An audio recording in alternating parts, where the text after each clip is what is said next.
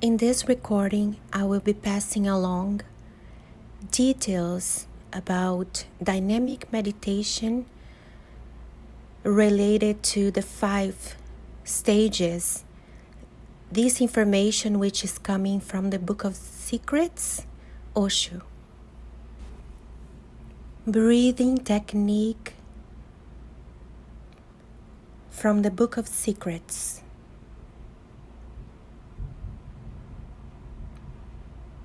After breath comes in, that is down. And just before turning out, that is going up. After breath comes in, that is down. And just before turning out, that is going up.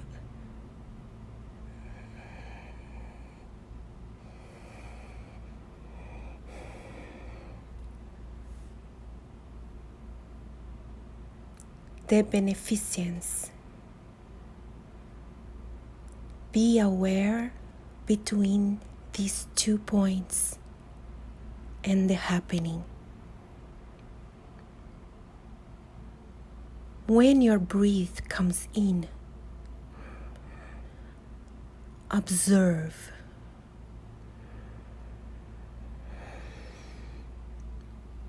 For a single moment or 1,000th part of a moment, there is no breathing.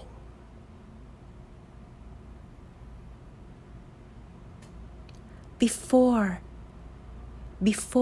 it turns up, before it turns outward.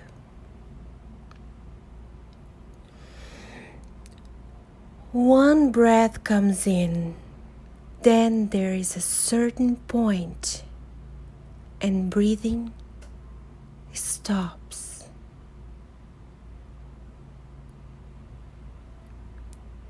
Then the breathing goes out. When the breath goes out, then again, for a single moment or a part of a moment, breathing stops. Then breathing comes in. Before the breath is turning in or turning out, there is a moment when you are not breathing. In that moment, the happening is possible, because when you are not breathing, you are not in the world. Understand this. When you are not breathing, you are dead. You are still but dead. But the moment is of such a short duration that you never observe it.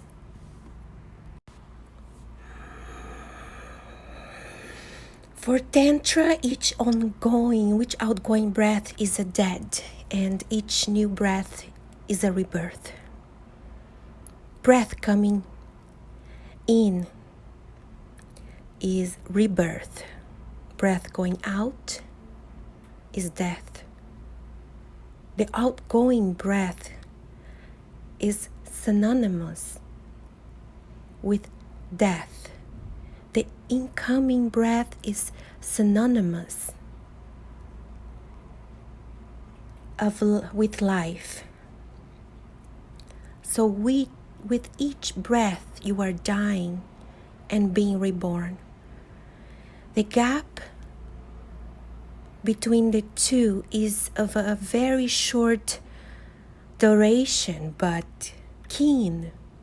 Sincere observation and attention will make you feel the gap. If you can feel the gap, Shiva says,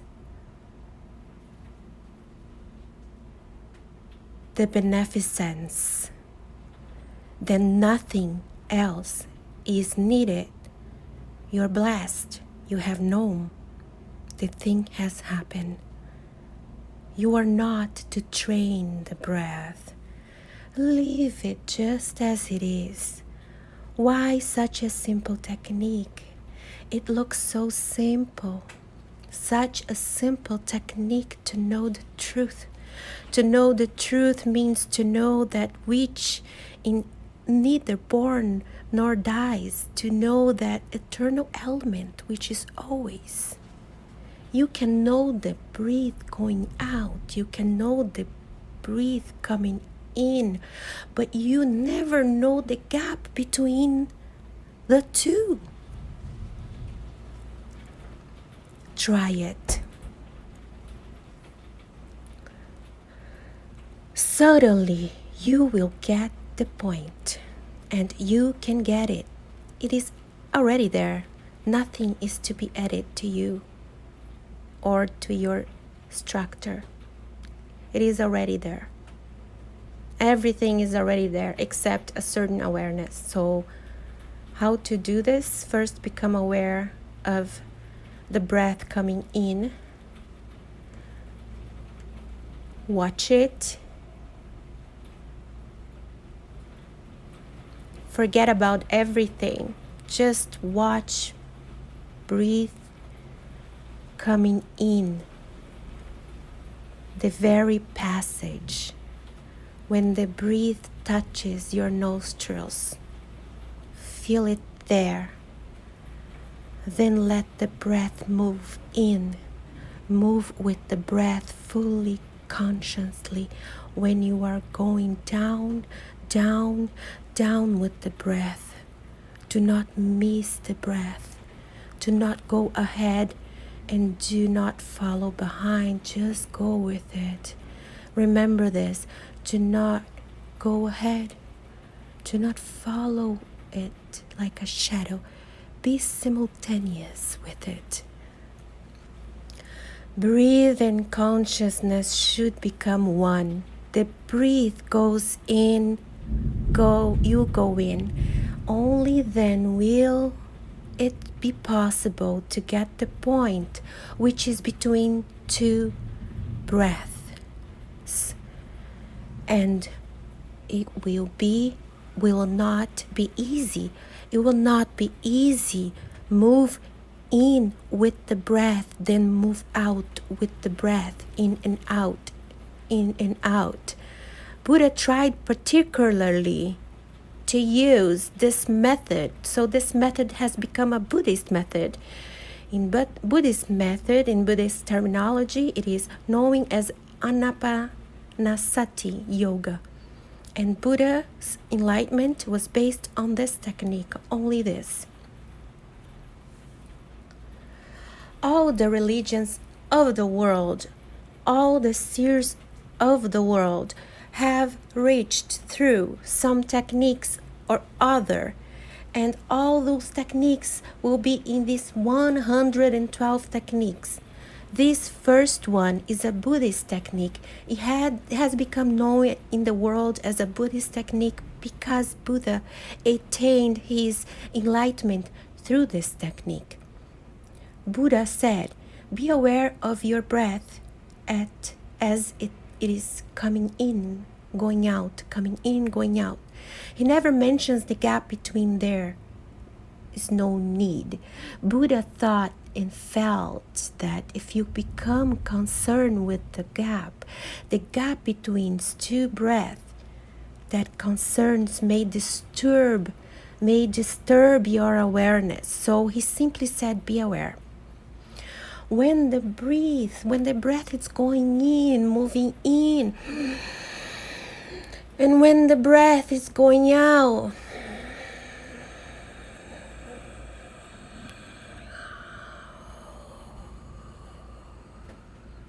move with it. Do simply this, going in, going out with the breath. He never says anything about the latter part of the technique. The reason is that Buddha was talking with very ordinary men, and even that might create a desire to attain an interval. That desire to attain the interval will become a barrier to awareness, because if you are desiring to get to the interval, you will move ahead. Breathe will becoming in, and you will move ahead because you are interested in the gap, which is going to be in the future. Buddha never mentions, so Buddha's technique is just half. But the other half follows automatically. If you go on practicing breath consciousness, breath awareness, suddenly one day without knowing you will come to the interval. Because as your awareness will become keen and deep and intense, as your awareness will become breaked, the whole world is breaked out. Only your breath coming in and going out is your world. The whole arena of your consciousness. Suddenly you are bound to fill the gap in which there is no breath.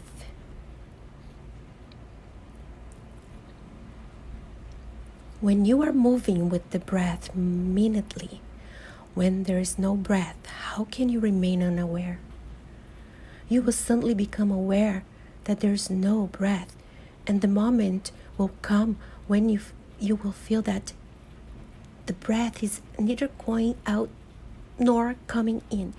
The breath has stopped completely, and in that stopping, the beneficence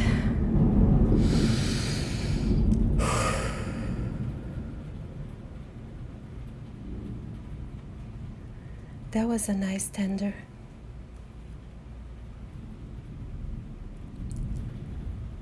This one technique is enough for millions. The whole of Asia tried and lived with this technique for centuries. Tibet, China, Japan, Burma, Thailand, Ceylon. The whole of Asia except India has tried this technique. Only one technique, and thousands have attained enlightenment through it. And this is only the first technique, but unfortunately, because the technique became associated with Buddha's name, Hindus have been trying to avoid it, because it became more and more known as a Buddhist method. Hindus have completely forgotten. And not only that, they have also tried to avoid it for another reason, because this technique is the first technique mentioned by Shiva. Many Buddhists have claimed that this book, Vijnana Tantra, is a Buddhist book, not a Hindu book.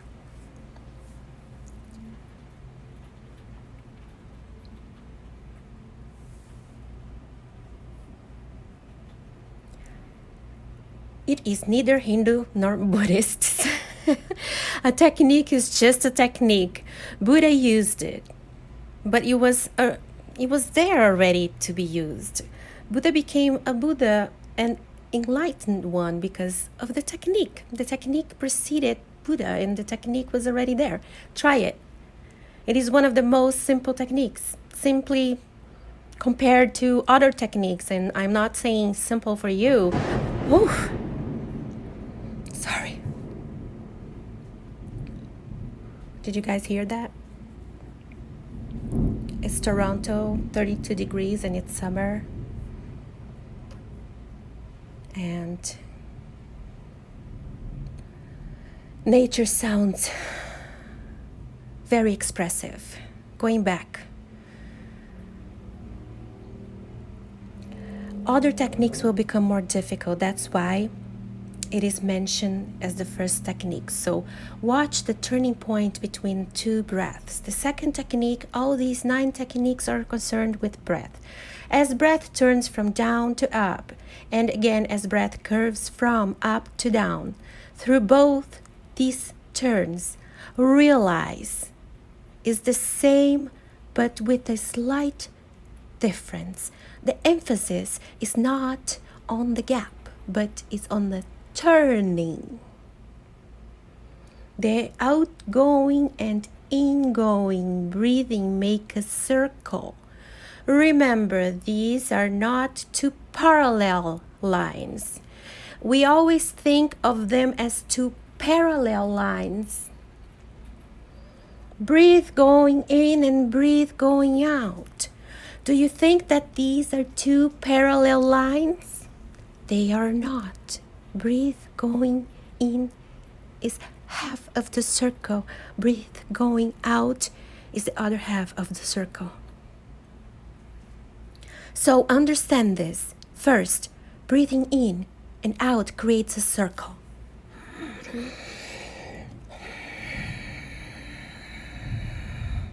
They are not parallel lines because parallel lines never meet anywhere. Secondly, the breath coming in and the breath going out are not two breaths. They are one breath. The same breath which comes in goes out. So it must have a turn inside. It must turn somewhere. There must be a point where the incoming breath becomes outgoing. Why put such emphasis upon turning? Because Shiva says, as breath turns from down to up, and again as breath curves from up to down, through both these turns, realize, very simple. But he says, realize the turns, and you will realize the self. Why the turn? If you know driving, you know about gears. Each time you change the gear, you have to pass through the neutral gear, which is not a gear at all. From the first gear, you move to the second gear, or from the second to the third, but always you have to move through the neutral gear. The neutral gear is a turning point. In that turning point, the first gear becomes the second, and the second becomes the third. When your breath goes in and turns out, it passes through the neutral gear. Otherwise, it cannot turn out. It passes through the neutral territory. In that neutral territory, you are neither a body nor a soul, neither physical nor mental, because the physical is a gear of your being, and the mental is another gear of your being. You go on moving from gear to gear, but you must have a neutral gear where you are neither body nor mind. And that natural gear, you simply are. You are simply an existence, pure, simple, unbodied, with no mind. This is why there is this emphasis on the turn. Man is a machine, a large, very complicated machine. You have many gears in your body. Many gears is in your mind. You are not aware of your great mechanism, but you are a great machine. And it is good that you are not aware, otherwise you could go mad. The body is such a great machine. The scientists say if we had to create a factory parallel to the human body, it would require 4 square miles of land, and the noise would be such that 100 square miles of land would be disturbed by it.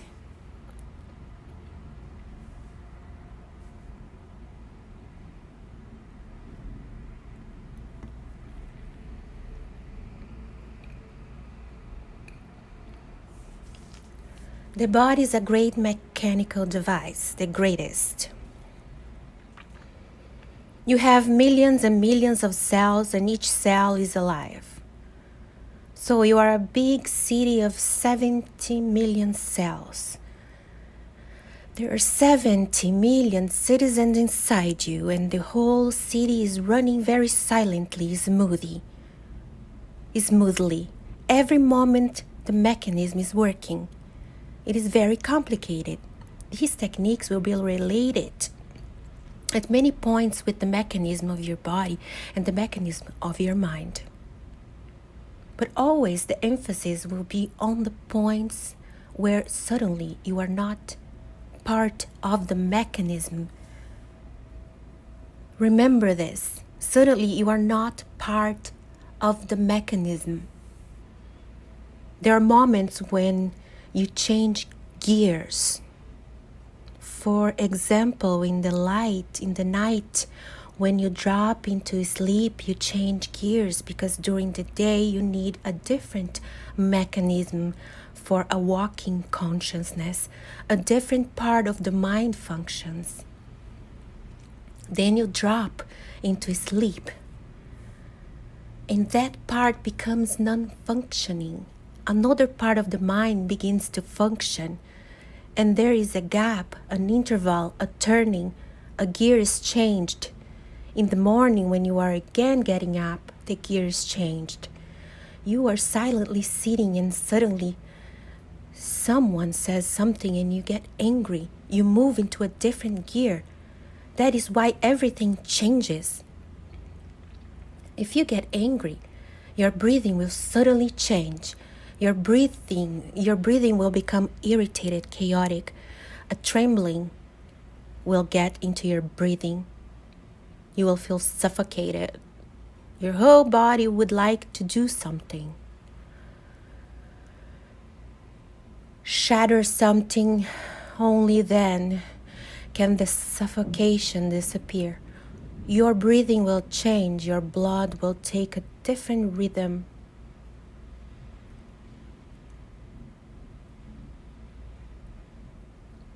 A different movement, different chemicals will have to be released in the body, and the whole glandular system will have to change. You become a different man when you are angry. A car is standing. You start it. Do not put it in any gear. Let it be in neutral. It will go on pulling, vibrating, trembling, but cannot move. It will get hot. That is why you are angry and you cannot do something. You will get hot. The mechanism is ready to run and to do something, and you are not doing. You will get hot. You will get hot. The mechanism is ready to run and do something. But of course, not only a mechanism. You are more, but the more has not been found.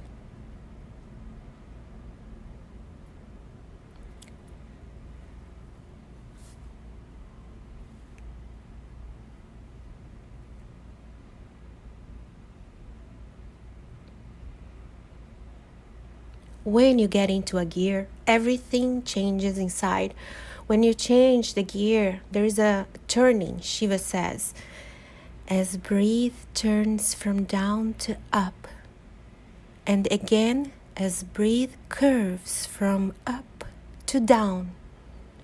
Through both these turns, realize,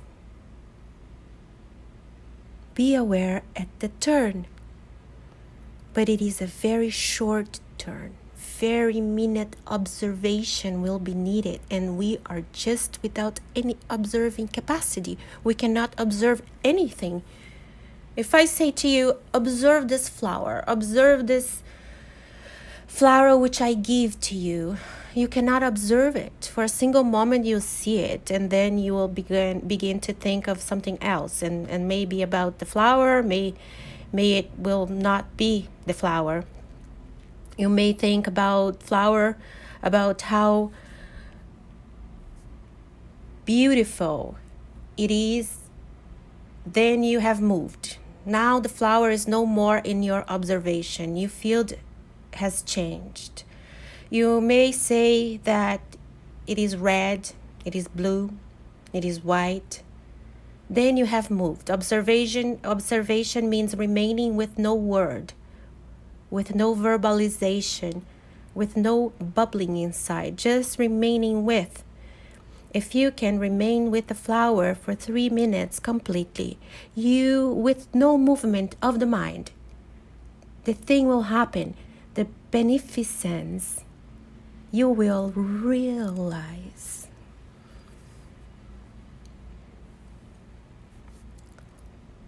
But we are not all observers. We're not aware. We're not alert. We cannot pay attention to anything. We just go on jumping. This is a part of our heritage, our monkey heritage. Our mind is just the growth of the monkey mind, so the monkey moves on. He goes on jumping from here to there. The monkey cannot sit still. That is why Buddha insisted so much on just sitting without any movement, because then the monkey mind is not allowed to go on its way. In Japan, they have a particular type of meditation which they call zazen. The word zazen in Japan means just sitting, doing nothing. No movement is allowed. One is just sitting like a statue, dead, not moving at all. But there is no need to sit like a statue for years together. If you can observe the turn of your breath without any movement of the mind, you will enter. You will enter into yourself or into the beyond within. Why are these turnings so important? They are important because on turning, the breath leaves you to move in a different direction. It was with you when it was coming in. It will be with you when it goes out. But at the turning point, it is not with you, and you are not with it. In that moment, the breath is different from you, and you are different from it. If breathing is life, then you are dead. If breathing is your body, then you are nobody. If breathing is your mind, then you are no mind in that moment. I wonder whether you have observed or not. Have you? If you stop your breath, the mind stops suddenly. If you stop your breath just now,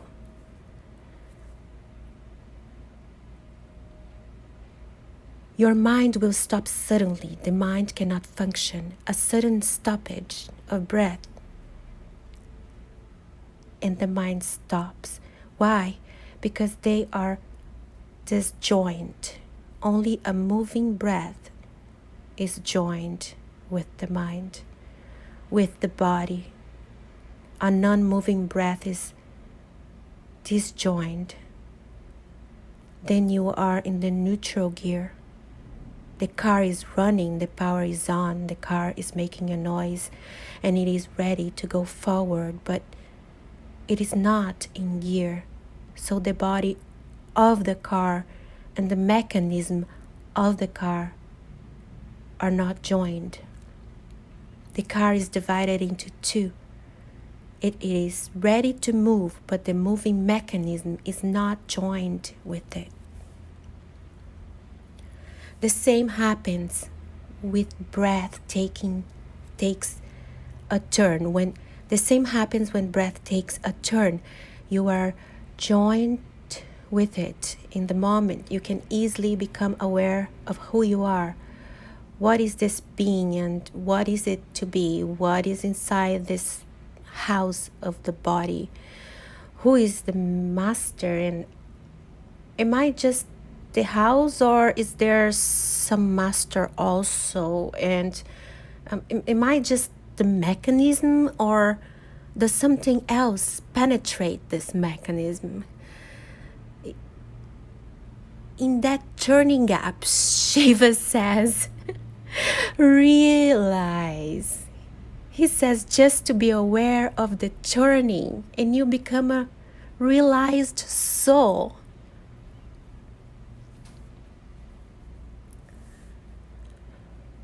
Watch the fusion point of two breaths. The third technique. Whenever in breath and out breath fuse, at the instant touch the energyless, energy field center. We are divided into the center and the periphery. The body is periphery. We know the body. We know the periphery. We know the circumference, but we do not know where the center is. When the out-breath fuses with the in-breath, when they become one, when you cannot say whether it is the out-breath or in-breath, when it is difficult to demarcate and define whether the breath is going in or coming out, when the breath has penetrated in and starts moving out, there is a moment of fusion. It is neither going out nor moving in. The breath is static. When it is moving out, it is dynamic.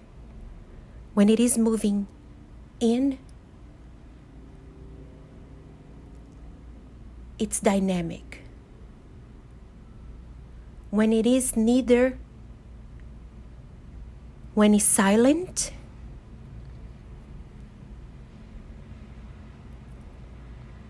not moving,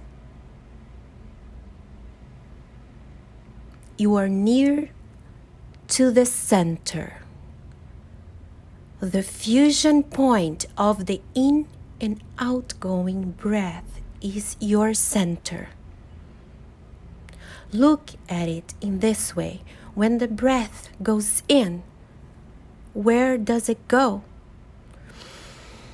It goes to your center. It touches your center. When it goes out, from where does it go? It moves from your center. Your center has to be touched. This is why Taoist mystics and Zen mystics say that the head is not the center, the navel is your center. The breath goes to the navel, then it moves out. It goes to the center. As I said, it is a bridge between you and your body. You know the body, but you do not know where your center is.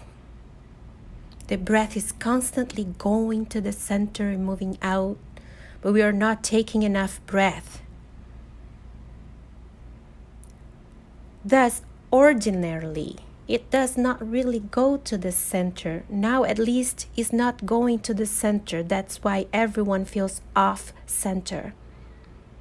In the whole modern world, those who can think at all feel they are missing their center. Look at a child sleeping. Observe his breath. The breath goes in, the abdomen comes up, the chest remains unaffected. That is why children have no chests or abdomens. That's why children have no chest, only abdomens, very dynamic abdomens. The breath goes in and the abdomen comes up. The breath goes out and the abdomen goes down. The abdomen moves. Children are in their center, at their center. That is why they're so happy, so bliss-filled, so energy-filled, never tired, overflowing, and always in the present moment with no past or no future. A child can be angry. When he is angry, he is totally angry. He becomes the anger. Then he His anger is also a beautiful thing. When one is totally angry, anger has a beauty of its own because totally always has beauty. Totality has beauty. You cannot be angry and beautiful. You will become ugly because partially it's always ugly. And not only with anger, but when you love, you're ugly because you are again partial, fragmentary, or you are not total. Look at your face when you're loving someone, making love. Make love before a mirror and look at your face. It will be ugly, animal-like. In love also your face becomes ugly. Why? Love is also a conflict, and you are withholding something. You are giving very miserly. Even if you're loving, you are not total. You do not give yourself wholly, completely. A child, even in anger and violence, is total. His face becomes radiant and beautiful when he is here and now. His anger is not something concerned with the past or something concerned with the future. He's not calculating. He's just angry. The child is at its center. The child is at his center. When you are at your center, you are always total. Whatsoever you do will be a total act, good or bad, it will be total. When you are fragmentary, when you are off-center, every act is bound to be a fragment of yourself. Your totality is not responding. Just a part of it's going against the whole that creates ugliness. We were all children. We were all children. Why is it that as we're growing, our breathing becomes shallow and it never goes to the abdomen and it never touches the navel? If it could go down more and more, it would become less and less shallow. But it just touches the chest and goes out. It never goes to the center. You're afraid of the center because if you go to the center, you'll become total. If you want to be fragmentary, this is the mechanism to be fragmentary. You love. If you breathe from the center, you will flow with totality. You are afraid. You are afraid to be so vulnerable, so open to someone, to anyone. You may call him your lover. You may call her your beloved, but you are afraid. The other is there. If you're totally vulnerable, open, you do not know what is going to happen. Then you're completely in another sense. You are afraid to be so completely given to someone. You cannot breathe. You cannot take a deep breath. You cannot relax your breathing so that it goes to the center. Because the moment breathing goes to the center, your act becomes total. Because you're afraid of being total. You breathe shallowly. You breathe just as the minimum, not at the maximum. That is why life seems so lifeless. If you are breathing at the minimum, life will become lifeless. You are living at the minimum, not at the maximum. You can live at the maximum, then life is an overflowing, but then there will be difficulty. You cannot be a husband, you cannot be a wife. If life is overflowing, everything will become difficult. If life is overflowing, love will be overflowing. Then you cannot stick to one. Then you will be flowing all over, all dimensions will be filled by you. And then the mind feels danger and it is better not to be alive. The more you are dead, the more you are secure. The more you are dead, the more anything is in control. You can control then you remain the master. You feel that you are the master because you can control. You can control your anger, you can control your love, you can control everything. But this controlling, it's possible only at the minimum level of your energy. Everyone must have felt at some time or other than there are moments when he suddenly changes from the minimum level to the maximum level. You go out to a hill station. Suddenly you are out of the city, the prison of it. You feel free. The sky is vast and the forest is green and the height touches the clouds.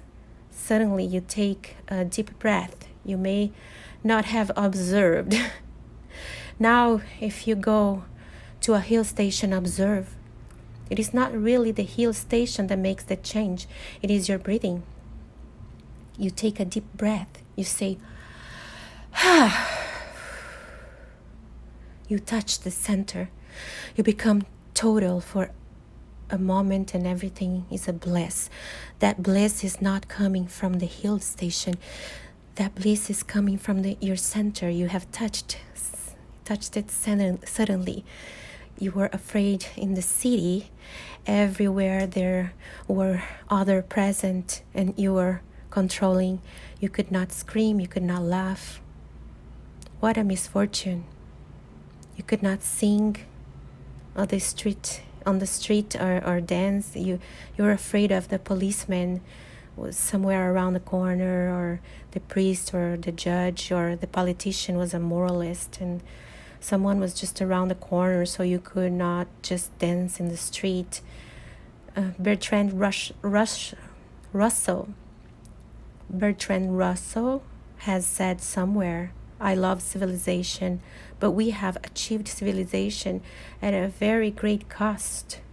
You cannot dance in the street, but you go to a hill station and suddenly you can dance. You are alone with the sky, and the sky is not an imprisonment. It is just opening, vast, infinite. Suddenly you take a breath deeply. It touches the center in the bliss, but it is not so far long. Within an hour or two, the hill station will disappear. You may be there, but the hill station will disappear. Your worries will come back and you will begin to think to make a call to the city, to write a letter to your wife, or you will begin to think that since after 3 days you are going back, you should make arrangements. You have just reached and you are making arrangements to leave. You're back. That breath was not from your really, it suddenly happened. It wasn't from you because of the change of situation. The gear changed. You were in a new situation. You could not breathe in the old way. So for a moment, a new breath came in. It touched the center and you feel the bliss. Shiva says, you are every moment touching the center. Or if you are not touching, you can touch it. Take deep, slow breath. Touch the center. Do not breathe from the chest. That's a trick. Civilization, education, morality, they have created shallow breathing. It will be good to go deep into the center because otherwise you cannot take deep breaths. Unless humanity becomes a non-suppressive toward sex, men cannot breathe really. If the breath goes deep down to the abdomen, it gives energy to the sex center. It touches the sex center. It massages the sex center from within. The sex center becomes more active, more alive. Civilization is afraid of sex. We do not allow our children to touch their sex centers, their sex organs. We say, stop, don't touch. Look at a child when he first touches his sex center. And then he says, stop. And then observe his breathing. When you say stop, don't touch your sex center, the breath will become shallow immediately because it is not only his hand which is touching the sex center. Deep down, the breath is touching the sex center. And if the breath goes on touching, it is difficult to stop the hand. If the hand stops, then basically it is necessary, required that the breath should not touch, should not go deep. It must remain shallow. We are afraid of sex. The lower part of the body, it is not only lower physically, it has become lower as a value. It is condemned as lower. So do not go deep, just remain shallow. It is unfortunate that we can only breathe downwards. If some preachers were allowed, then would change the whole mechanism. They would only allow you to breathe upward into the head. Then you would absolutely not feel sex. If we are to create a sexless humanity, then we will have to change the breathing system. To breathe, the breath must go into the head, to the Sahasrara, the seventh center in the head, then come back to the mouth. Then should be the passage from the mouth to the Sahasrara. It must not go deep down before, because it must not go deep down, because down is dangerous. The deeper you go, the nearer you reach to the deeper layers of biology. You reach to the center. Look at this way. Breath is life from above downwards. Sex is life from just the other corner, from down upwards. Sex energy is flowing and breath energy is flowing. The breath passage is in the upper body and the sex passage is in the lower body. So breath passage in the upper, sex passage in the lower body. When they meet, they create life. When they meet, they create biology, bioenergy. So if you are afraid of sex, create a distance between the two. Do not allow them to meet. So really, civilized man is a castrated man. That is why we do not know about breath. And this sutra will be difficult to understand. But Shiva says, whenever in breath and out breath fuse, at this instant, touch the energyless energy field center. He uses very contradictory terms. Energyless, energy field. It is energyless because your minds cannot give any energy to it. Your body energy is not there. Your mind energy is not there, and it is energyless. And as far as you know, your identity, but it is an energy field because it has the cosmic source of energy, not because of the body energy. Your body energy is just a fuel energy. It's nothing but petrol. You eat something, you drink something, it creates energy. It is just giving fuel to the body. Stop eating and drinking and your body will fall dead. Not just now. It will then take 3 months at least, because you have reservoirs of petrol. You have accumulated much energy. It can run for at least 3 months without going to any petrol station. It can run. It has a reservoir for an emergency, and emergency you may need it. This is fuel energy. The center is not getting any fuel energy. That is why Shiva says it is energyless. It is not dependent on your eating and drinking. It is connected with the cosmic source. It is cosmic energy. That is why he says energyless and energy field center. The moment you can feel the center from where breath goes out or comes in, the very point where the breath fuses, that center, if you become aware of it, then enlightenment. Be aware when breathing stops. The fourth technique, or when breathing is out, all out, up, and stops of itself, or all in, down, and stopped. In such universal pause, one's small self vanishes. This is difficult only for the impure.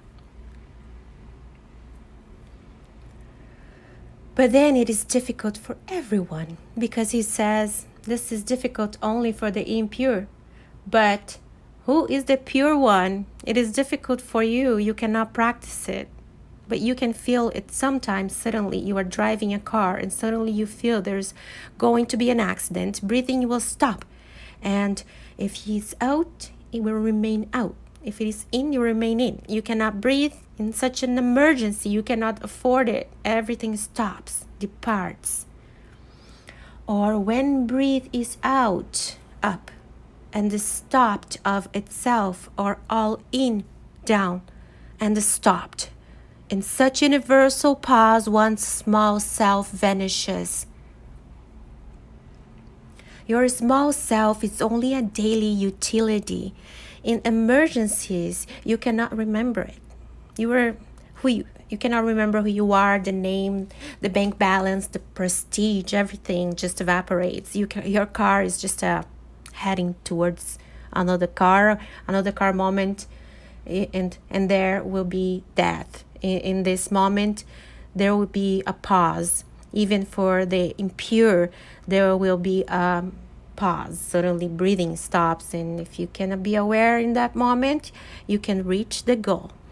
Zen monks have tried this method very much in Japan. That is why their methods seem very weird, absurd, strange. They have done many inconceivable things. A master will throw someone out of the house. Suddenly, the master will begin slapping the disciple without any rhyme or reason, without any cause. You were sitting with your master and everything was okay. You were just chit-chatting and he will begin to beat you in order to create the pause. If there is any case, the pause cannot be created. If you had abused the master and he starts beating you, that is a causality. Your mind understands. I abused him and he is beating me. Really, your mind was expecting it already. So there is no gap. But remember, a Zen master will not beat you if you abuse him. He will laugh, because then a laugher can create the pause. You were abusing him and you were saying nonsense things to him, and you expected anger. But he starts laughing or dancing. This I just remember something personal. That is sudden, that will create the pause. That's a powerful pause, I'm telling you. You cannot understand it. If you cannot understand it, the mind stops. And when the mind stops, breathing stops. Either way, if breathing stops, mind stops. If mind stops, breathing stops. You are appreciating the master and you're feeling good, and you're thinking, now the master must be pleased. And suddenly he takes his staff and begins to beat you. And mercilessly, because Zen masters are merciless, he begins to beat you. You cannot understand what's happening. The mind stops, there is a pause. If you know the technique, you can attain to yourself. There are many stories that someone attained Buddhahood because the teacher suddenly started beating him. You cannot understand it. What nonsense. How can one attain Buddhahood by being beaten by someone, or by being thrown out of the window by someone? Even if someone kills you, you cannot attain Buddhahood. But if you understand this technique, then it becomes easy to understand. On the West, particularly, in the last 30 or 40 years, Zen has become very much prevalent, a fashion. But unless they know this technique, they cannot understand Zen. They can imitate it, but imitation is of no use. Rather, it is dangerous. There are not things to be imitated. The whole Zen technique is based on the fourth technique of Shiva. But this is unfortunate. Now we will have to import Zen from Japan because we have lost the whole tradition. We do not know it. Shiva was the expert per excellence of this method. When he became to marry Devi with his barat, his procession, the whole city must have felt the pause, the whole city. Devi's father was not willing to marry his girl to this hippie. Shiva was the original hippie. Devi's father was totally against him, and no father would permit this marriage. So we cannot say anything Devi's father. No father would permit his daughter's marriage to Shiva. But Devi insisted, so he had to agree unwillingly, unhappily, but he agreed. Then came the marriage procession. It is said that people began to run seeing Shiva in his possession. The whole Bharat must have taken LSD, marijuana. They were high, and really LSD and marijuana are just the beginning. Shiva knew at his friends, and his friends knew, and disciples knew the ultimate psychedelic Samaraza. Aldous Huxley has named the ultimate psychedelic soma only because of Shiva. They were high, just dancing, screaming, laughing. The whole world city fled. It must have felt the pause. Any sudden, unexpected, unbelievable thing then can create a pause for the impure. But for the pure, there is no need of such a things. For the pure, the pause is always there. Many times for pure minds, breathing stops, and if your mind is pure means you are not desiring, hankering, seeking anything. Silently pure, innocently pure. You cannot be sitting and suddenly your breath will stop. You can just be sitting and just innocently pure. Remember this, mind movement needs breathe movement. Mind moving fast needs fast movement. In breath, that is why when you are in anger, breath will move fast. In the sex act, the breath will move very fast. That is why in Ayurveda, a system of herbal medicine in India, it says that your life will be shortened if too much sex is allowed. Your life will be shortened according to Ayurveda because Ayurveda measures your life in breaths. So if your breathing is too fast, your life will be shortened. Modern medicine says that sex helps blood circulation, sex helps relaxation, and those who suppress their sex may get into trouble, particularly heart trouble. They are right, and Ayurveda is also right, but they seem contradictory. But Ayurveda was invented 5,000 years before. Every man was doing much labor. Life was labor, so there was no need to relax. There was no need to create artificial devices for blood circulation. But now for those who are not doing much physical labor, sex is their only labor. That is why modern medicine is also right for modern men. He's not doing any physical exertion, so sex gives the exertion. The heart beats more, the blood circulates faster, the breathing becomes deep and goes to the center. So after the sex act, you feel relaxed and you can fall into sleep easily. Freud says that sex is the best tranquilizer, and it is at least for modern men. In sex breathing, you'll become fast. In anger, breathing, you'll become fast. In sex, the mind is filled with desire, lust, impurity. When the mind is pure, no desire is in the mind. No seeking, no motivation. You are not going anywhere, but just remaining here and now as an innocent pool, not even a ripple. Then breathing stops automatically. There's no need for it. On the path, the small self vanishes and you attain to the higher self, the supreme self. I think this will do for today. Yeah, you will.